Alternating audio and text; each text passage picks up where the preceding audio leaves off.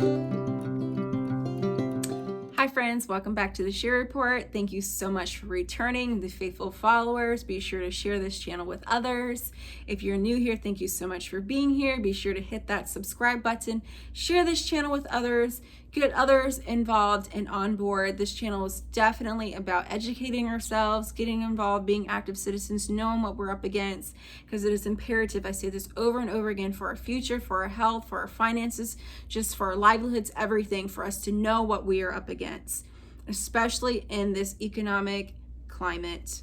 So today's video, we're going to talk about property taxes, specifically eliminating them. And I've done a couple videos about this before, but I wanted to keep this on the forefront of your mind. I wanted to keep it there because I don't want you to forget that this is something that is good. This is a great benefit for all, not only for homeowners, but also for renters, people who rent. Eliminating property taxes is the best thing that could happen for us. And I've been doing lots and lots of research on this topic because, as you know, I've stated before in other videos, Florida is currently doing a study to eliminate property taxes. So I'm finding out and hearing and reading that there are other states that are getting ready to eliminate property taxes in November when they go to vote. There are several that are looking into it. There are several that have it on the ballot and they're just ready to just let it go. So I was so excited and happy to read that there are other states that are wanting to eliminate it. Kentucky being one that actually has started the process of eliminating property taxes for people who are 65 and older. There's another state, I can't remember at this moment, but they have already started the process of eliminating or have eliminated it for veterans, disabled veterans. So we see the ball rolling. There's two states in particular that have it on the ballot for this year, and there has to be a certain amount of signatures, and they got an overwhelming large amount for those signatures. So I was just really excited to hear that. So one of them being North Dakota. They have the website that they have, when I was doing my research, which I thought was very interesting, and I went down this rabbit hole of staying on this website, and there was also some videos which I will play for you very soon from Congressman Becker of North Dakota. He has a few video series of eliminating property taxes. They are very interesting and very informative. He gives a great viewpoint on why it's good, and he talks about some of the questions that arise from people, like, oh, we shouldn't abolish property taxes because we need to pay for schools, we need to pay for roads, all the things that people have questions about or concerns about when you eliminate property taxes. And I've found that so helpful. So I'm going to inject some of his clips in here because I found it very, very helpful, insightful. I will also link this video series because I don't want to link them all here for you, but I'll place some clips. But one of the things that I wanted to point out is that they have a website. It's called End Unfair Property Tax. That's for North Dakota. And one other state that I was extremely surprised about, and that was Michigan. They have an AXMA tax law or bill that they're working on to eliminate property taxes as well. So I was so excited to hear that there are several states that are working towards this. So one of the things that I wanted to point out is we are in an economic crisis.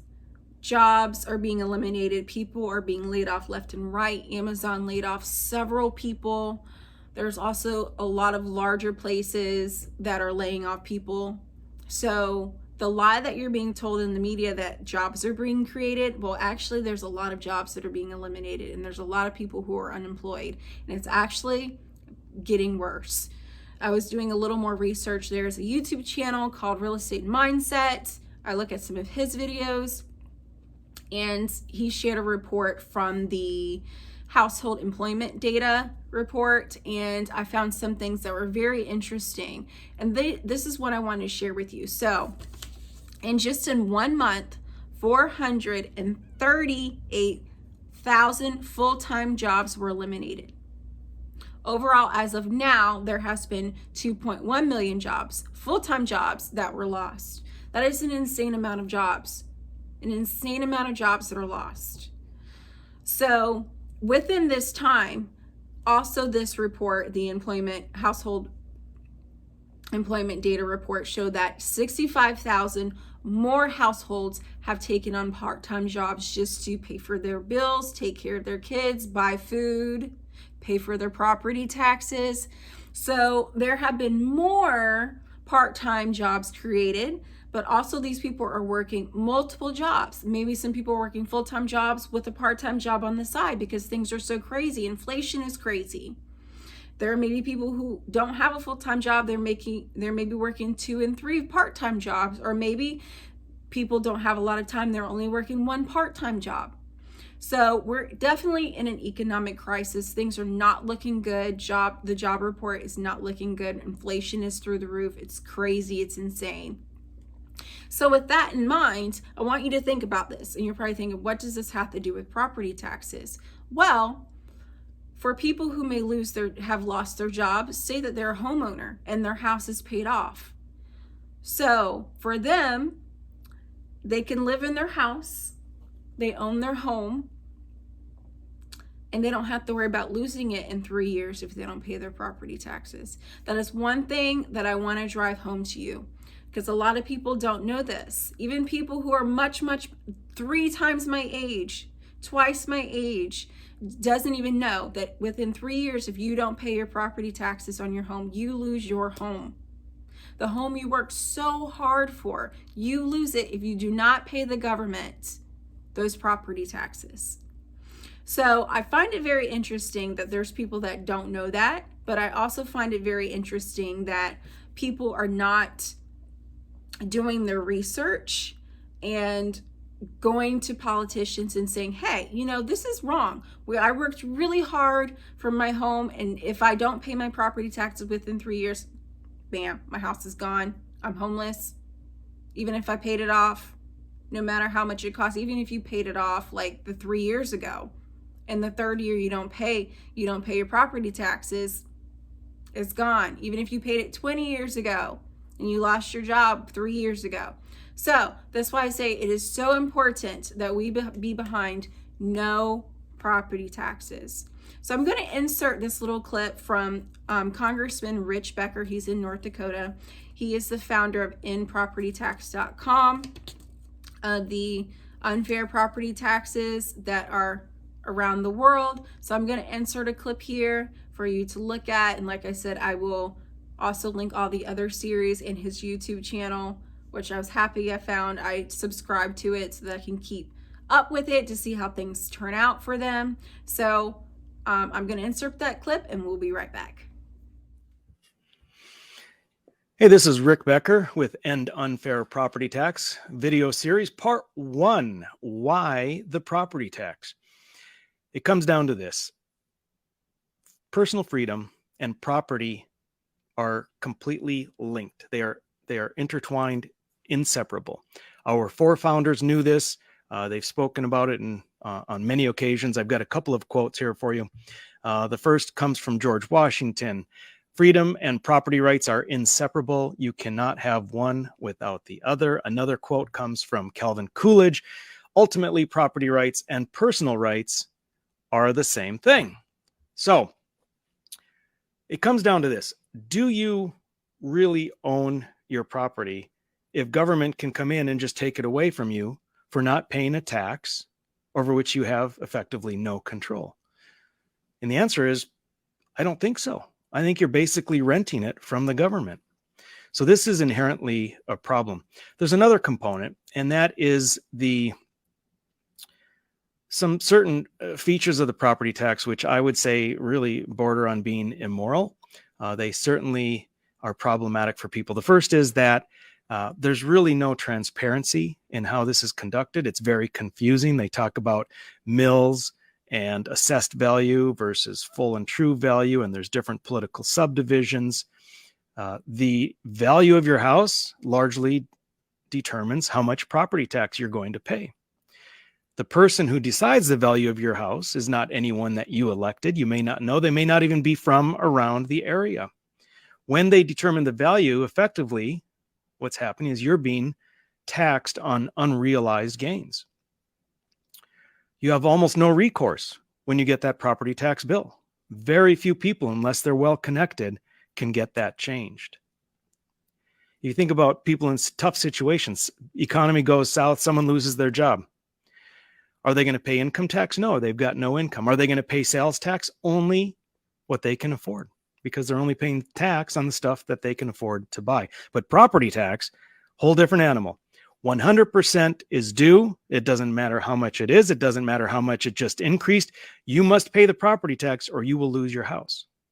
See, that's the aspect of this immorality or lack of being an ethical or fair tax.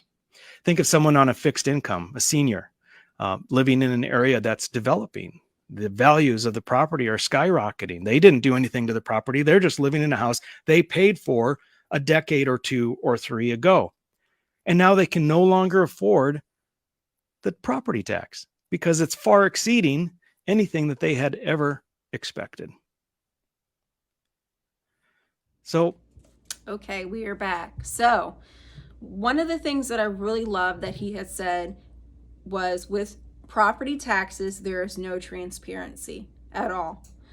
So, there are a few things that he listed that were much more transparent to collect revenue or, collect money for the things that we need, like schools, roads, etc. And he mentioned a sales tax. Now, I had someone comment on a video that I had made, and I thought it was quite brilliant. They had said, you shouldn't have to pay taxes on something that you bought once. And I was like, wow, I never even really thought about that, because like when you go to the store and you buy milk, you don't pay tax on it every single time you take a drink. You buy it at the store and you pay your 7% tax. That's what it is here in Florida. You pay your 7% tax once and then you're done. So I thought that was really brilliant. Like when we purchase our home, we got our taxes and fees and everything for the one time. We shouldn't have to continue paying year after year after year after year the property taxes, because we don't do that with anything else, with other items that we purchase. And I thought that was just so brilliant. So for the person who commented, thank you so much. I used your analogy. That was brilliant. So another thing that he had mentioned was, including sales tax, he mentioned assessments, infrastructure fees, and bonding. He says those are much more transparent, and we definitely need more transparency when it comes to spending and budgets with the federal government, because we have a lack of transparency. We don't know where the trillions of dollars of debt are, where it is now in the United States. Actually, we do know. A lot of it's going to war and things we don't need. But that's a different video, a different topic. But that shows that there's more transparency.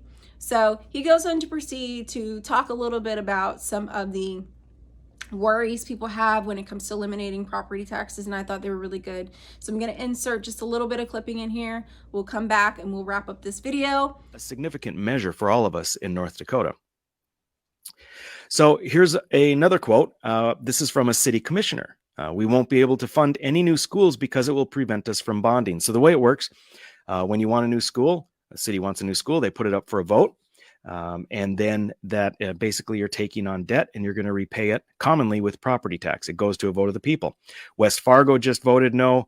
Hillsborough just voted no. Many other people have voted yes. It depends on what people perceive as the needs for their schools. But if you do need to have revenue for building new schools, bonding is still in place. This does not take away bonding. It takes away the type of bond that's tied to property tax, because property tax won't exist. So it takes that away, but you can still do bonding. You can do other types of general obligation bonds. You can do revenue bonds. Okay. There's many ways to skin a cat. This just takes one little aspect of doing it away. It does not take away bonding. Bonding is necessary. Just like the mayor talked about assessments, it doesn't take assessments away. So let's go to the next one. Okay, we're about to wrap up this video, but I wanted to leave you with two things.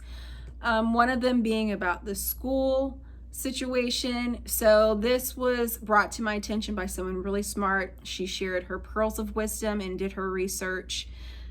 Here in the county that I live here in Florida, per student, the amount of money that is spent is $12,000 per student. Okay. I know lots of children from my church that go to private schools. Their average is about $5,000. So that is 2.5 times more for a private school, for a public school than it's private school. And I have to say it's better education. Just saying, just saying. So I want you to think about that the government spends a lot more money than they need. He actually even said, Mr.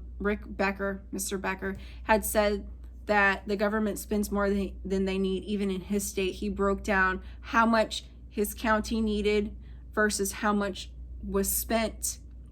And the amount was 2.5 times more as well for how much they had spent versus what they needed. So it was overconsumption. And he even compared it to South Dakota. He has a chart. Like I said, I'll link all that for you. So I love that he broke it down, because you actually can see how much his state really should be spending or how much they really need versus what's coming in. So it's overspending that they have, and they really don't need that much money. Another thing that I wanted to say about the sales tax, even if we go to 10%, I'm just using a hypothetical, you're better off with a higher sales tax for paying for something, because you don't really have to buy those new sneakers. You really don't need to go buy those high heels. Just saying. Or, like I said, you're paying for your eggs 10%. Where when it's your home, once you pay it off, it's free and clear and it's yours. It's no one else's but yours. So you're way better off with a higher sales tax and just deciding, hey, do I really want to buy this? Yeah, sure, I'll spend the money. Then your home, which is much more needed than anything, and it's something that you worked really, really hard for. You're just much better off just having a higher sales tax and keeping your home yourself instead of renting it from the government. So I wanted to leave that thought with you. I hope this video was helpful. I'm going to try to share more information about this topic. Keep it on the forefront of your mind. Let's be against property taxes. Let's be for eliminating property taxes. Share this video with others. Be sure to subscribe. When you subscribe, it makes me have a little happy dance, makes me want to create more videos. So like I said, be sure to like, share, subscribe, and all the things. And thanks so much for being here. See you in the next video.